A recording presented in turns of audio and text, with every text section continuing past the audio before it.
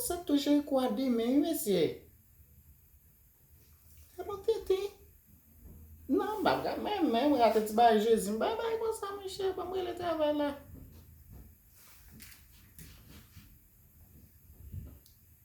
Oui, hello, can I talk to the manager, please? Daniel. Daniel. Come Daniel travay la gen? No, Daniel. Little Danny. Thank you.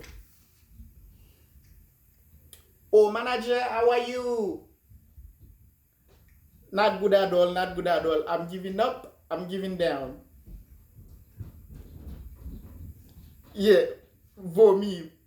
Vomit. Jai Jololo. Yeah. I'm supposed to